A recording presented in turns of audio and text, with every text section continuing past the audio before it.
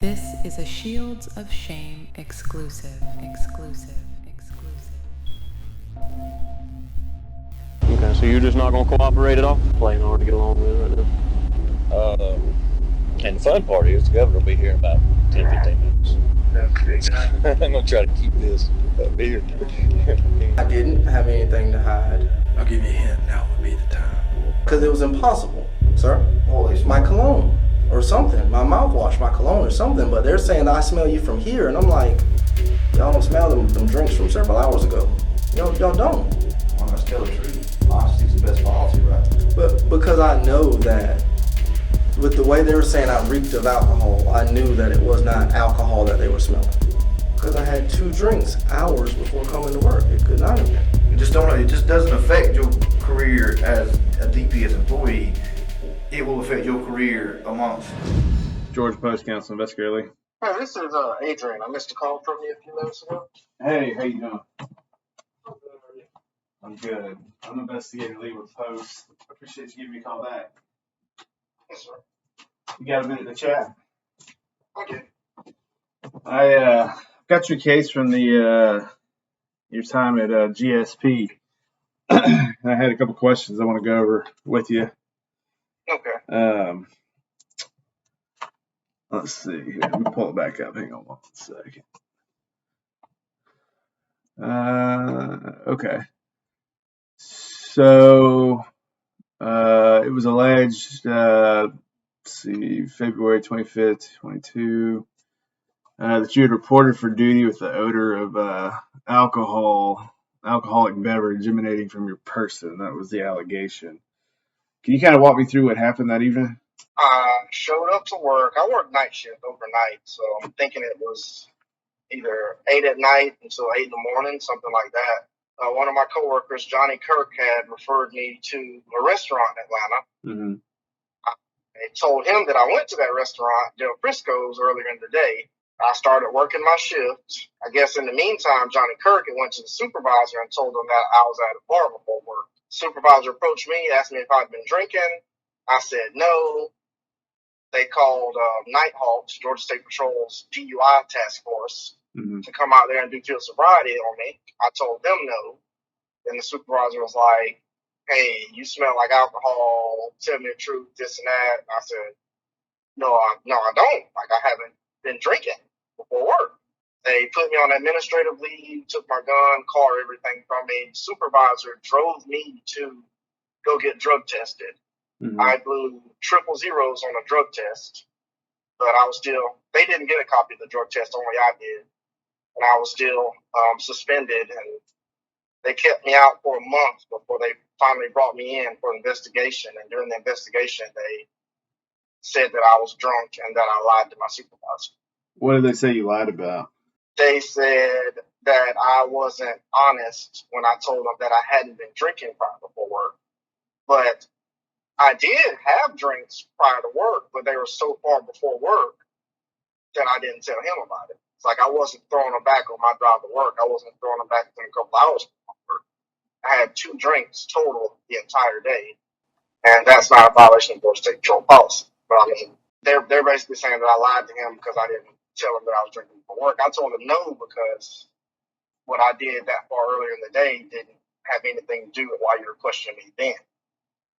And they completely ignored the drug test that was 000 and said that I was still under the influence because every other trooper there said that they smelled alcohol and that my eyes were bloodshot, watery, and my speech was slurred. But that's impossible if I blew 000 on the drug test. So, were your eyes bloodshot or watery that evening?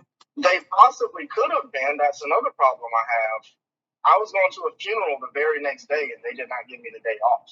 Mm-hmm. They didn't give me that shift off. So I had to work from 8 at night to 8 in the morning, then go down to South Georgia to be at a funeral by 1 p.m. the next day, which is a 3.5-hour drive away. So I was on the phone with my aunt who was driving me to the funeral the very next day. And I told my supervisor that I had a suicide in my family, and they didn't give me the day off. Okay, so they asked you if you had had any drinks prior to coming into work. You said no, but you did have drinks prior to coming into work that day, correct? Hours earlier. So And it when did you have the drinks that day? at like noon, and then maybe at like 5 in the afternoon. At what time were you reported to work? One drink at noon, one at like around 5, and I think I got to work at either 8 or 9. So if somebody asked you if you had drinks before work, I mean, what kind of time frame would you put on that if you were looking for an answer?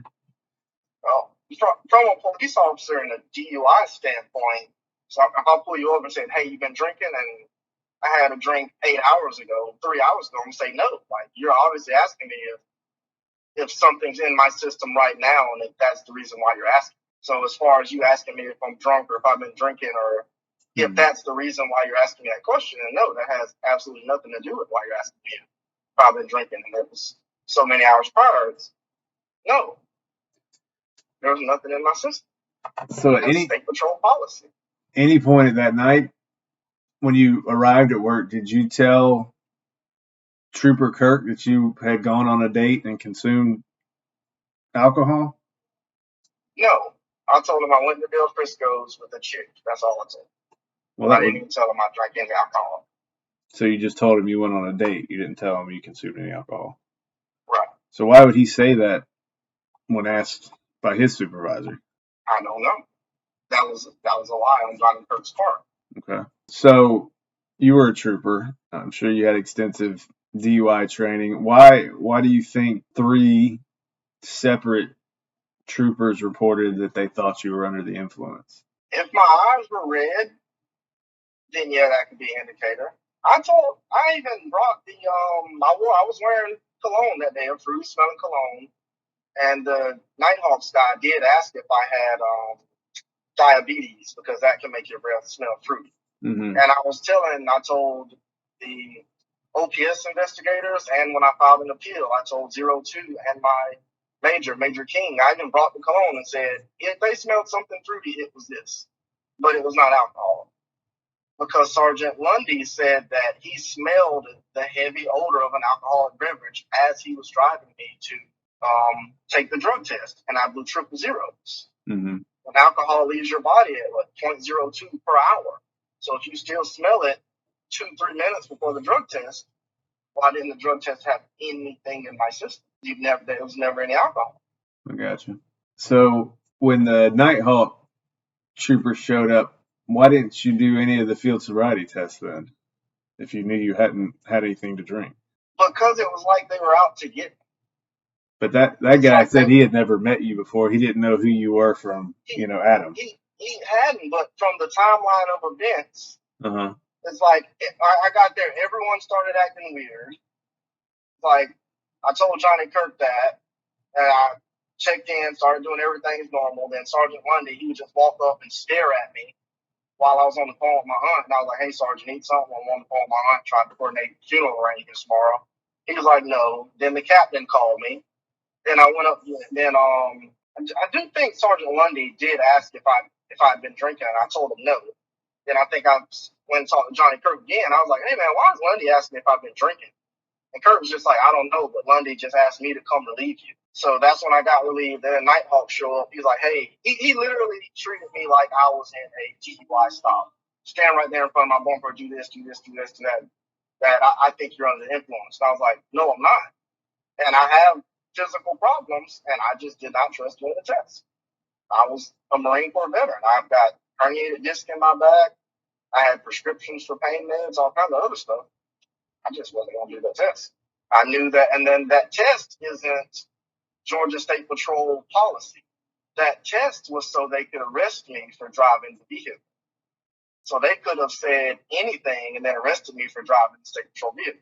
Georgia State Patrol policy says go blow on a breathalyzer and be placed on administrative leave. So I refused that test, and I blew in the breathalyzer, and I was on administrative leave. So regardless of if I would have done that test or not, I would still have to go blow on the breathalyzer. So I watched that dash cam video between you and the Nighthawk trooper, and he asked you if you consumed alcohol and when the last time you had consumed it. And you told him last week. But that wasn't true. You had consumed it earlier in that day, correct? That's correct. So why didn't you tell him the truth? I don't know. I was probably nervous.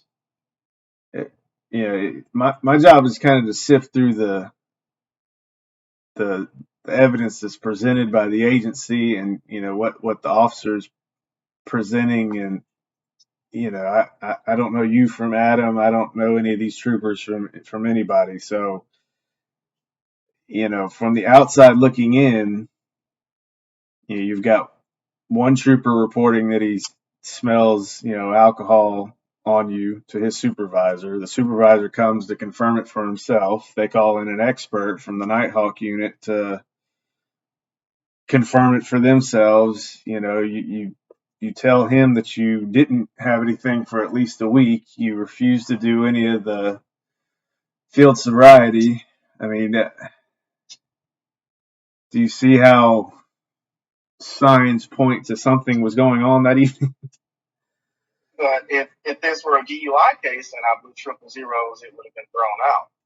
If all of these exact same things transpired in a DUI, and I have had it happen to me. I arrested someone for DUI because the kid did absolutely horrible on my field sobriety.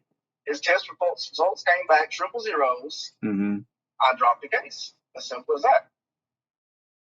He had bifocal lenses. He had some mental problems I didn't know about. A bunch of other stuff. But he had open containers in the car. I thought he smelled like alcohol. It was raining. We still had to do field sobriety in the rain. Test results came back. His lawyer sent it up to me through the post secretary. Triple zeros. I called. Dropped everything. Well, that just means that he wasn't on alcohol. He could have been on some kind of drug. I don't remember the facts of the case, but usually I do test for drugs and alcohol. Just as a wider. So why did you blow into your own PBT then that evening? Because it didn't work. Because I'm constantly scrutinized by my super. I don't think that I was ever meant to be at the governor's mansion. I transferred to Atlanta to the state capitol, and I've been basically every time I saw Captain Furman putting a bug in his ear that I wanted to be at the mansion. I was constantly telling the governor's security guards I wanted to be at the mansion. They never selected me for it. I was out sick with COVID, and I got a call from 03 over the state patrol and said, "Hey, do you want to go to the mansion?" I said, "Yes, ma'am." She said, "Cool. Don't go back to work. Take 3-4 days off. You're at the mansion starting on such and such." And ever since I got to the mansion, no one there really welcomed me. It didn't seem like anyone liked me, and I was constantly scrutinized. I would get to work 10 minutes early and just sit in my car, and they would be calling me asking where I'm at. And I still had to maintain all my gear. It's like they were constantly watching me. They never switched my car out because they were expecting me to go back to the state capitol building. And I was just making sure all of my stuff worked. I was not going to give them any reason to get rid of me at the mansion. I always made sure all my stuff worked. I was the only one still doing all my logs, all my daily activity, everything. Because that's what we're required to do. And they're just like, "Oh, you don't have to do that. Oh, that doesn't matter. Oh, you can get gas from there. You don't have to do this and that. I was still doing everything by the book. I wanted to make sure all my stuff worked because I was still a trooper in Atlanta. And even when I was assigned to a desk job at the state capitol building, I got in 2 car chases. And I do think I did lock someone up for DUI. And had that happen to me, and I even drove past a wreck on the way there. So if I'd had to work a wreck, all of my stuff would have needed to be working too. I was just making sure all my equipment worked. It was absolutely horrible timing, but I wasn't blowing my PBT to try to see if I'm drunk because they could just get the logs from my PBT and see what I blew. That's stupid. So why would they be out to get you then? The mansion is a buddy system in the state patrol. You work a week and then you're off a week. So you literally can do whatever you want for a whole week. You're on vacation.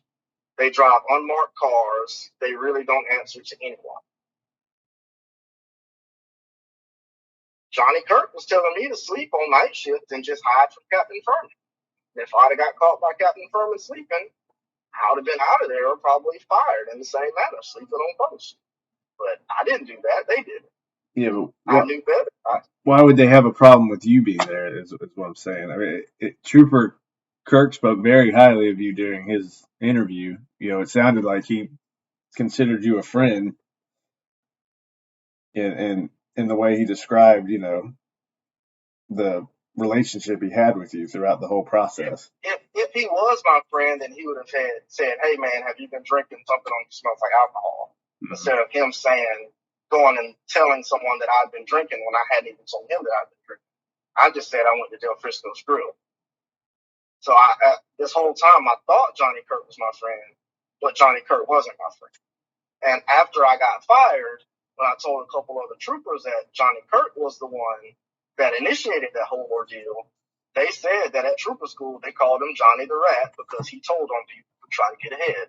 They said the entire trooper school he told on people to get brownie points.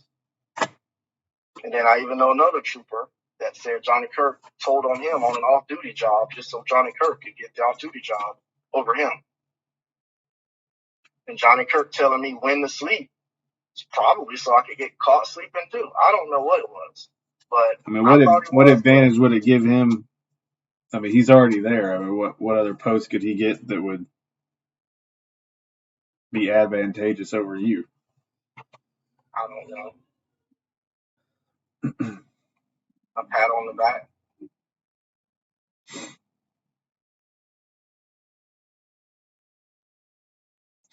Okay.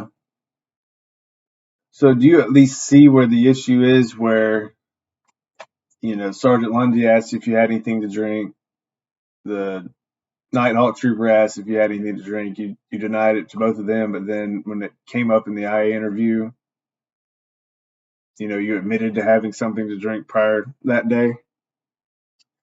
Right. I see the issue there, yes.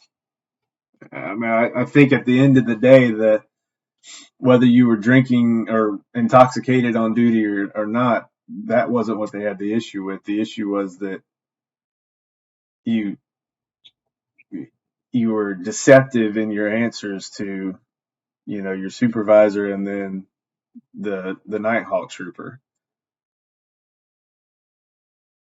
That's correct. And I mentioned that in my post appeal to 02 Billy Hitchens. Mm-hmm. And I said, I told him, honestly, I said, I do understand that I wasn't quite truthful, but I told him I panicked. I was nervous. And I said that it was so far ahead in the day that I told him no, because I didn't think that it had to do with the reason why he was questioning.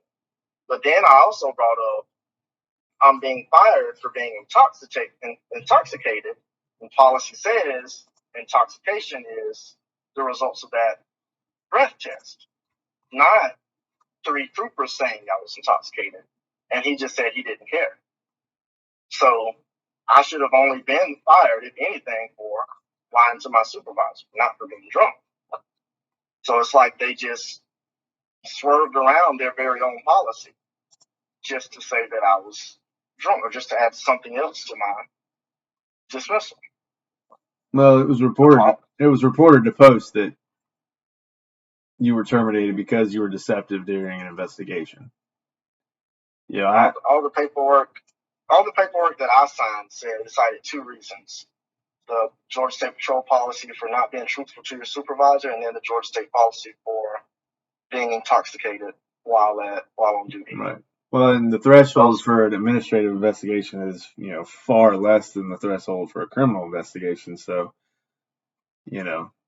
again, I understand what you're saying about blowing, zeros on the PBT, but if and at the end of the day, as Post, I'm not as concerned with that as I am with the lying to a supervisor.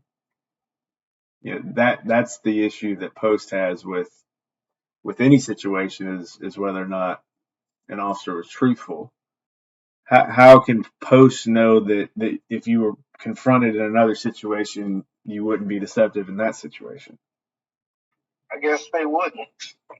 Are you attempting to continue a career in law enforcement? I was, yes. My supervisor at the Georgia State Capitol, Ron Calvert, lied on a crash report to keep a deputy from going to jail.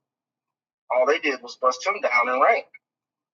That's an official government document, and he just got promoted all the way back up to sergeant again.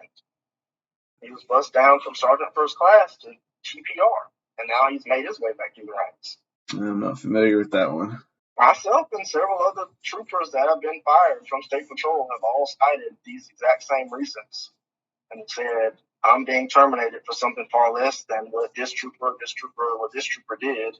And they just said they handle everything on its own basis and they're not worried about what another trooper did. Who said I just that? think that Billy Hitchens, Joan Crumpler, and then it happened again on another trooper. Jaquez Timpson got fired, and retired trooper Clyde Anthony, and retired trooper Barry Parker. We all brought up these same issues with other troopers getting away with clear murder, and then we get fired for something far less. And who did you report it to? I brought it up in my appeal. I got you. Like I said, they handle everybody different, and that this is about me and not them. Yeah. Is there anything else about this investigation you think I should know? No, sir. You have anything to say about it? I mean, anything you would change, do differently? If I could do anything differently, then, with 20/20 hindsight, I would say, yeah, I had 2 drinks, 3 and 6 or 7 or whatever hours ago, and I honestly think they would have done the same thing. I think that's probably the reason why I was trying to protect myself and say no, because from the start, I just felt like I was going to get railroaded. I was, with everywhere I've ever been with the Georgia State Patrol, I felt like I was being watched more closely to find me doing something wrong. From graduating trooper school, I felt like I was being watched. Why is that? Out of my entire graduating class of, I want to say about 40, 50 troopers, I was the only one that wasn't put within driving range of his house. They said to be within driving range, you had to be like 50 air miles, I think a straight line, of your house to be able to drive the patrol car. They put me 100 miles away from my house. Well, actually more than 100. They put me in Perry, so about 130 miles away from my house, and told me that I couldn't drive my patrol car home. So I had to live at the post and drive my personal car back home. So every other trooper in the state of Georgia could drive their car except for me. And I complained, and then they moved me to the very next closer post, to Cordele. They put me in Cordele and said, but you still can't drive your car home. You're just closer to home now, so you won't have to drive your personal car as much. And then I kept asking if I could be put at home in Valdosta. They just kept saying no. And I think one day I got off work, and I was actually working even closer to home, and I just drove my patrol car home. And a trooper from Tifton tried to stop me with blue lights because I was driving in his territory. I didn't stop for him. And he called my supervisor, and my supervisor told me to go meet up with this trooper. And he asked me if I was drunk, and he asked me if I was joyriding my patrol car, and he asked me what I was doing. And I said, I'm just driving home.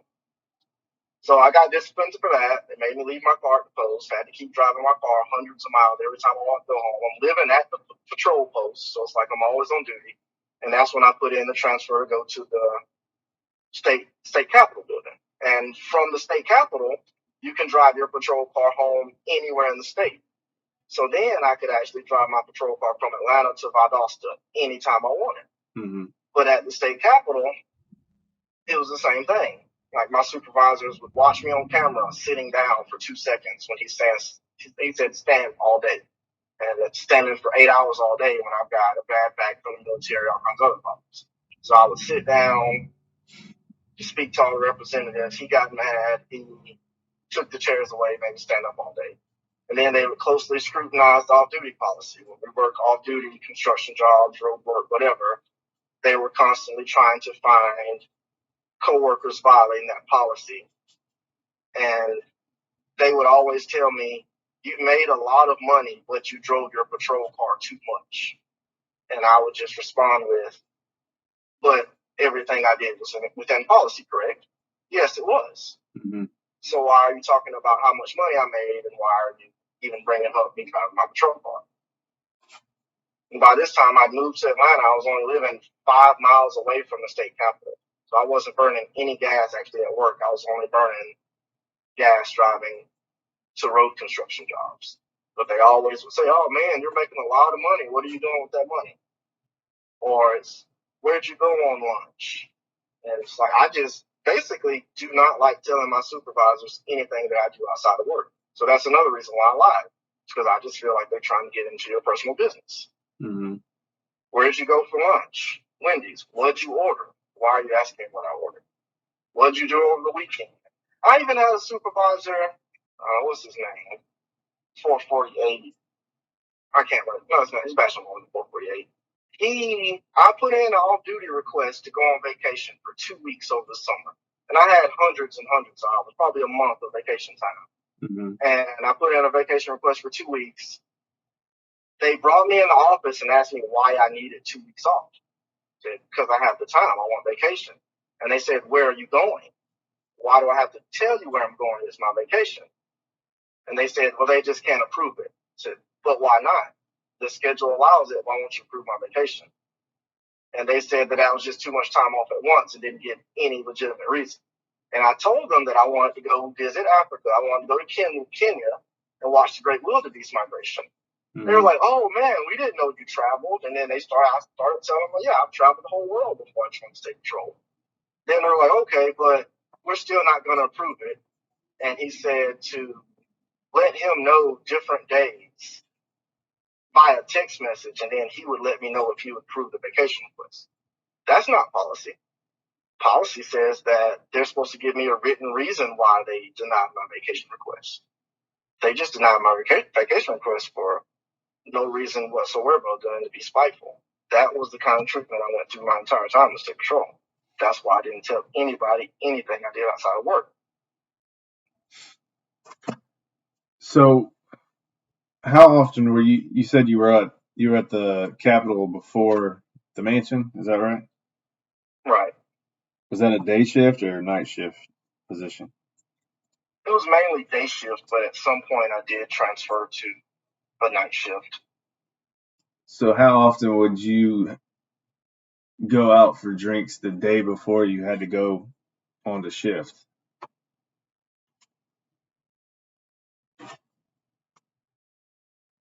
Probably once or twice a week. I'd go out for drinks, go to sleep, come to work the next day. No one ever asked me a thing. No one ever even suspected it. And I was never under the influence. How long would you go to sleep for? I always got my full amount of sleep because we worked desk positions with the politicians for the state of Georgia. So I would always get 8 hours of sleep. No, I'm saying if you're working an evening watch shift, and would you go out for drinks that day? So like 5 or 6 or noon, when you know you had to be at work at 9. Possibly in the morning, maybe, yes, for like brunch or something. But I don't drink heavy. I just drink socially. Okay. So you never ran into this issue prior to this incident then? No. Okay. Anything else you can think of I should know? No, sir, not really. It's concerning the investigation. Is my post? I haven't done anything with post. I was just going to ask if it's even still active. You're active. Yeah, your certification is active. I mean, you're cleared for employment. You weren't suspended or anything. We only suspend if you're arrested for a felony. Okay. Do I have to do something to keep it active, or how long does it stay active for? When did you get certified? Yeah, they've changed the rules a little bit. I'm not a certification specialist, so I don't want to tell you wrong, but I mean, you're currently active. If you had been charged with a felony, you would have been automatically suspended. But basically the way the process works now is once I turn your case in to the council, it'll go before it's called a PCC. It's basically the subcommittee that makes a recommendation prior to it going to the full council. So they can, take no action against your certification. They can put you on probation. They can order you to take a class or they can go all the way up to actually revoking your certification. Okay. They meet usually about a month prior to the actual full council meeting, right? So you'll get a letter in the mail to make sure that your address is correct on your post profile. But you'll get a letter in the mail with their recommendation, and if you don't agree with their recommendation, then you'll get the opportunity to appeal it. If you don't have an issue with whatever they recommend, then it'll go before full council and they'll vote on it. Okay.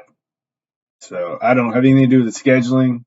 If I had to guess, the earliest they would be able to get you on would be the December council meeting, which means you'd be getting that letter from the PCC committee about a month before. If you don't respond to the letter prior to that full council meeting, then you're going to lose your opportunity to appeal. And you'd have to wait 2 years before you can appeal whatever sanctions they do. Does that make sense? Okay. It does. Any other questions for me you can think of? No, sir. So basically, right now, if I did want to get back into law enforcement, I could. And then that would come up in December, and then that might jeopardize what I was doing.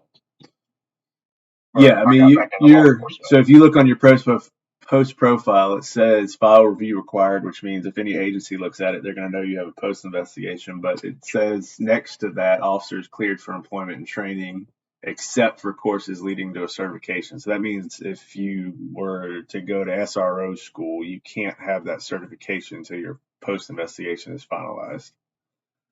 Okay. Yeah, but I mean, your law enforcement certification is still active and valid. Okay. Yeah, so you would just need to be up to date on the current year's training. So if you were hired by an agency, they'd be responsible for you getting your 20 hours and your governor's initiative and firearms prior to the end of the year. Okay. All right. Anything else you can think of? No, sir. All right. Well, you've got my number if you got any questions. If anything comes up, you probably won't hear from me anymore throughout the process unless, like I said, another question comes up from my end. But, if you need anything, don't hesitate to reach out. That's my direct line, okay? Okay. All right. Thanks for talking to me. We'll see you. All right.